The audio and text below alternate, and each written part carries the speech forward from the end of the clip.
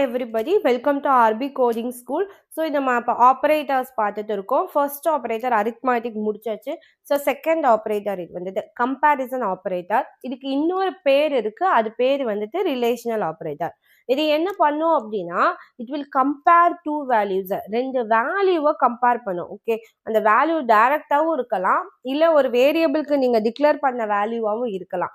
So ரெண்டு வேல்யூஸை compare பண்ணிட்டு எனக்கு அவுட்புட் என்னவா எடுத்துட்டு வரும்னா ட்ரூவா ஃபால்ஸா அப்படிங்கிறத எடுத்துட்டு வரும். ரெண்டு வேல்யூவை ஈக்குவலாக இருந்துச்சு அப்படின்னா ட்ரூ, ஈக்குவலாக இல்லை அப்படின்னா அது வந்து ஃபால்ஸ், அவ்வளோதான்.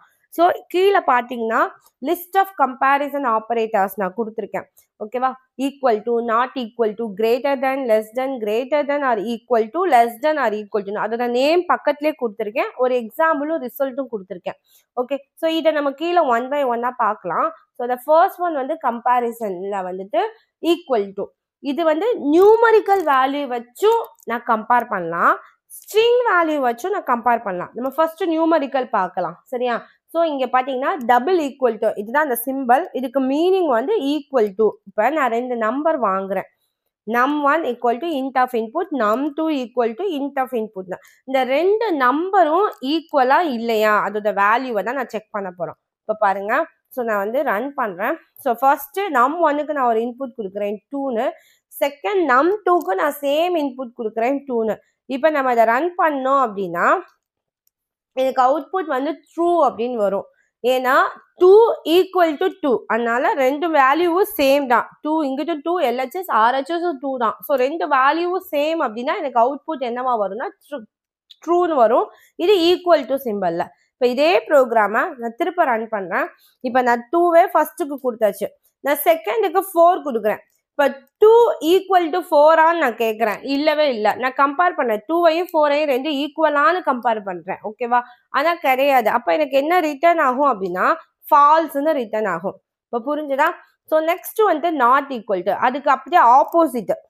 இங்கே நாட் ஈக்குவல் டுவா இருந்துச்சுன்னா எனக்கு ட்ரூ, ஈக்குவலாக இருந்துச்சுன்னா எனக்கு ஃபால்ஸ். அந்த மேலே நான் சொன்னதுக்கு அப்படியே ஆப்போசிட்.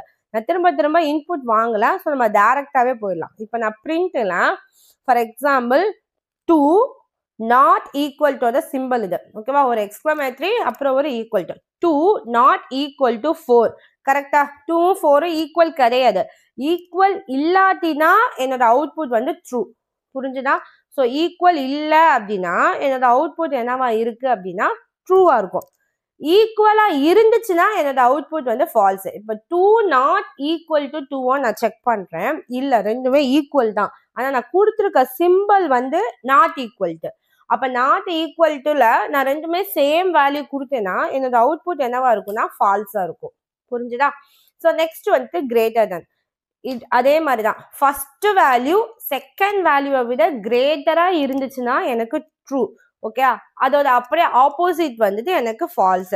இப்போ பிரிண்ட்ல என்னோட ஃபர்ஸ்ட் வேல்யூ நான் 5ன்னு எடுத்துக்கிறேன், 5 கிரேட்டர் தென் 2, கரெக்ட் தானே? ஸோ நான் கொடுத்துருக்க சிம்பிளுக்கு இந்த ஸ்டேட்மெண்ட் கரெக்ட், 5 வந்து கிரேட்டர் தென் சிம்பிளுக்கு இது கரெக்ட் 2, அப்படின்னா என்னோட அவுட்புட் என்னவா இருக்கும் அப்படின்னா ட்ரூவா இருக்கும். இதே இது நான் திருப்ப பிரிண்ட் இங்கே சேர்த்து கொடுத்துடலாம். ஸோ பிரிண்ட்ல அப்படியே ஆப்போசிட்டா கொடுக்குறேன் பாரு, 2 கிரேட்டர் தென் 5. அப்ப 2 வந்து 5ஐ விட கிரேட்டரா நான் செக் பண்றேன், இல்ல அப்படிங்கிற பட்சத்துலலாம் எனக்கு என்ன வரும் அப்படின்னா ஃபால்ஸ் வரும், புரிஞ்சுதா? அதுக்கு அப்படியே ஆப்போசிட், லெஸ் தெனா இருந்துச்சுன்னா ட்ரூ, கிரேட்டர் தெனா இருந்தா இங்க என்னவாயிரும் அப்படின்னா ஃபால்ஸ், அதுக்கு அப்படியே ஆப்போசிட். ஸோ பிரிண்ட்ல நம்ம இதுக்கு வந்து 2 கரெக்டா, 2 வந்துட்டு லெஸ் தென் 5 ஸ்டேட்மெண்ட் கரெக்டா, 2 வந்து 5ஐ விட கம்மி அப்படின்னு நான் சொல்றேன், அப்ப எனக்கு ட்ரூ வரும், ஓகேவா? லெஸ் தென் சிம்பிள் யூஸ் பண்ணும்போது.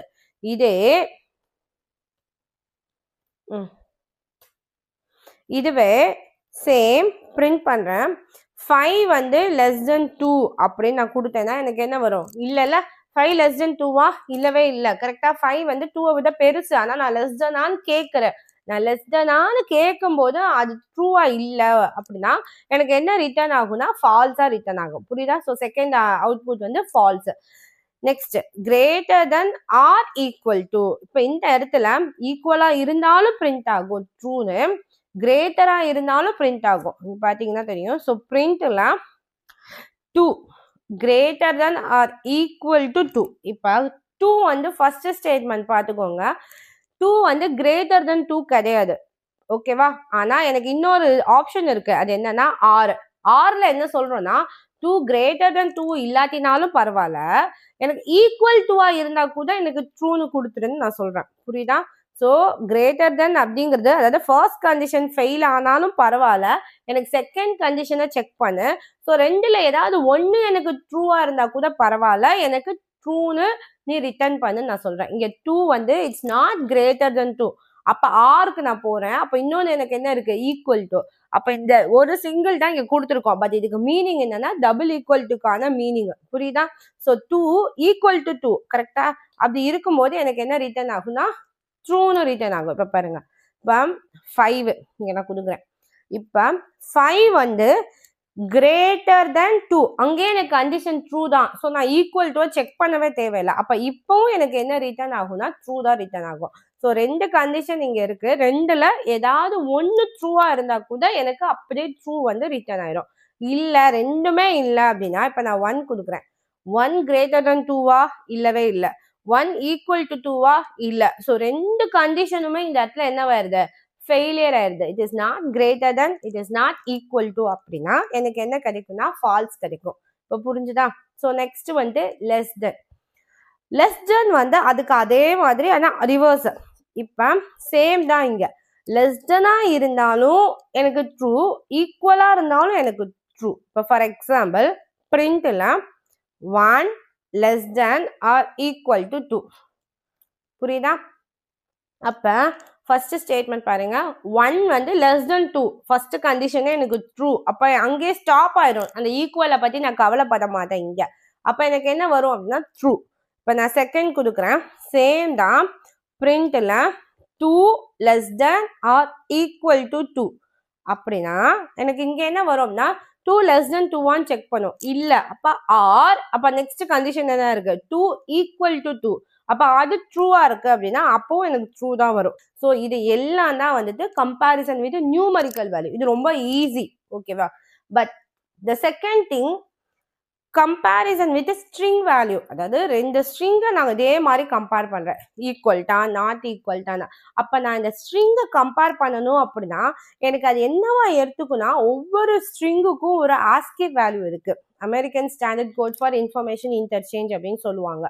ஸோ ஒரு ஆஸ்கி வேல்யூ இருக்கா, இந்த ஆஸ்கி வேல்யூவை அந்த ஸ்ட்ரிங் இருக்கிற இடத்துல போய் ரீப்ளேஸ் பண்ணிட்டு இந்த வேல்யூவை தான் என்ன பண்ணும் அப்படின்னா செக் பண்ணும். இப்போ ஃபார் எக்ஸாம்பிள் இங்கே ஆஸ்கி வேல்யூ நான் கொடுத்துருக்கேன் ஒரு ரெஃபரன்ஸ்க்காக, இந்த மட்டும் ஞாபகத்தில் வச்சுக்கோங்க.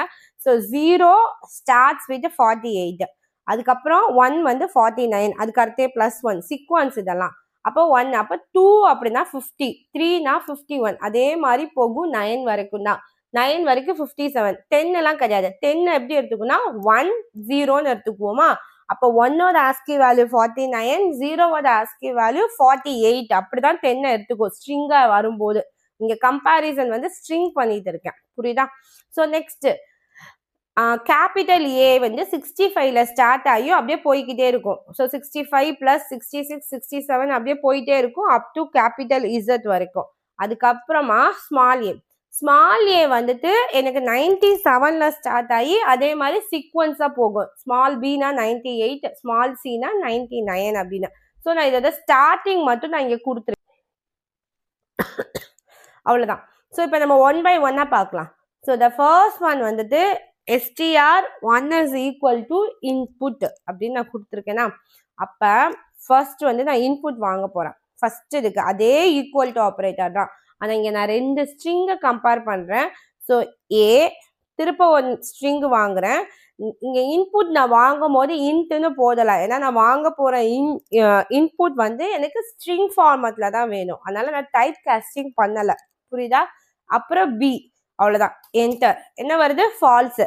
ஏ ஈக்குவல் டு பி ஆன்னு செக் பண்ணும், இல்லவே இல்லை, அதனால ஃபால்ஸ். இது எப்படி செக் பண்ணும் அப்படின்னா, எனக்கு ஏவோட ஆஸ்கி வேல்யூ எடுத்துக்கும். ஸ்மால் ஏவோட ஆஸ்கி வேல்யூ என்ன இருக்கு? 97, கரெக்டா? ஸ்மால் பியோட ஆஸ்கி வேல்யூ என்னன்னு இருக்கும்? 97 ப்ளஸ் 1 அப்போ 98.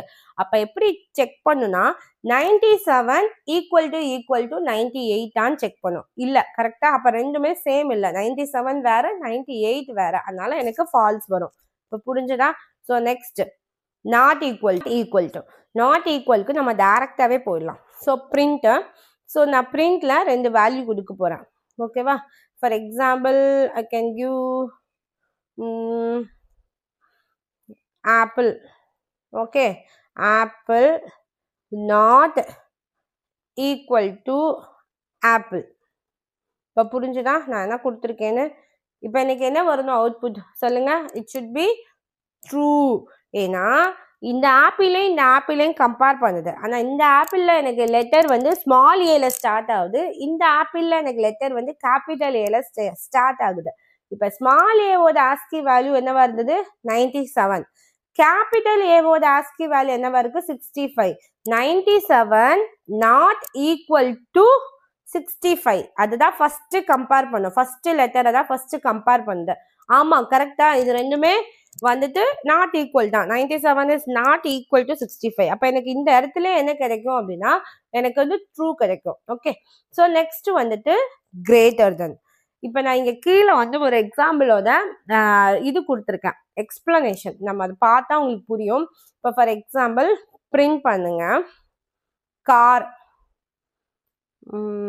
ஓகேவா?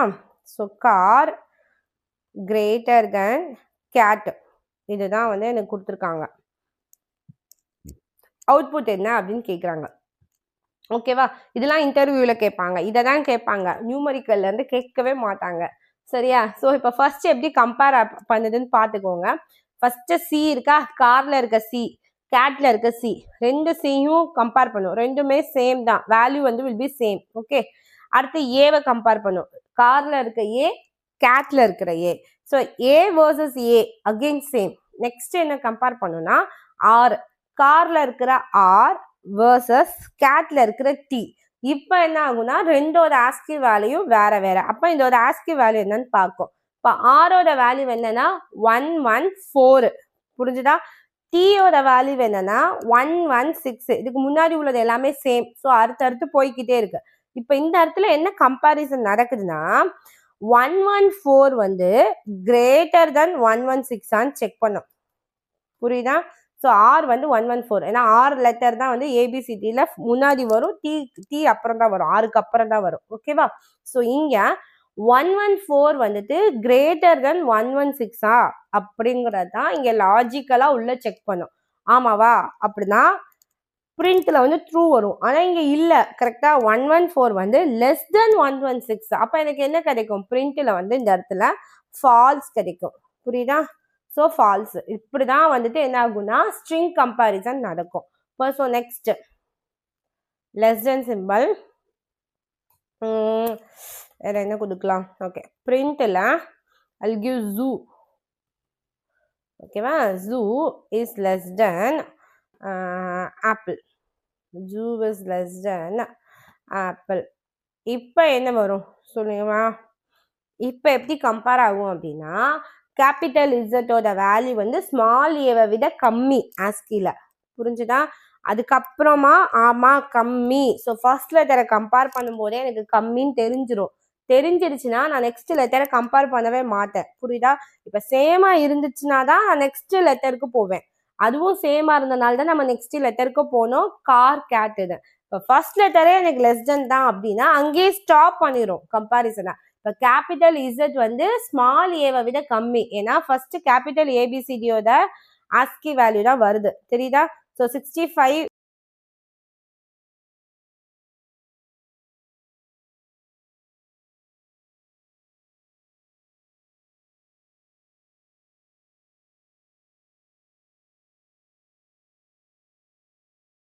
z is less than ASCII value of a. அதனால condition will become true.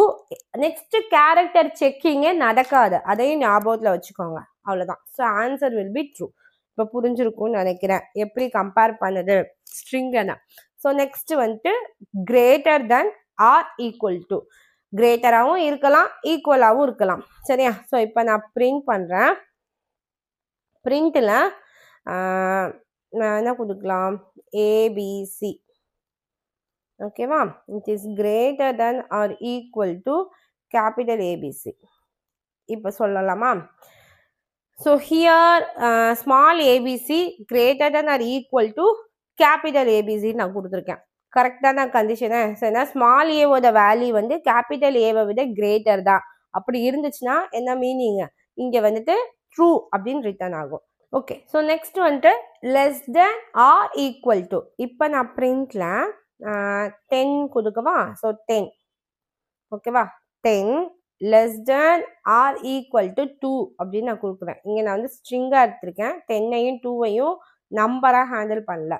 இப்போ என்ன வரும், ஜென்ரலாக 10 வந்துட்டு greater then or equal to 2ல வந்து சாட்டிஸ்ஃபை ஆகும். சரியா, பிகாஸ் 10 வந்து கிரேட்டர் தென் 2 நம்பர் படி பார்த்தா.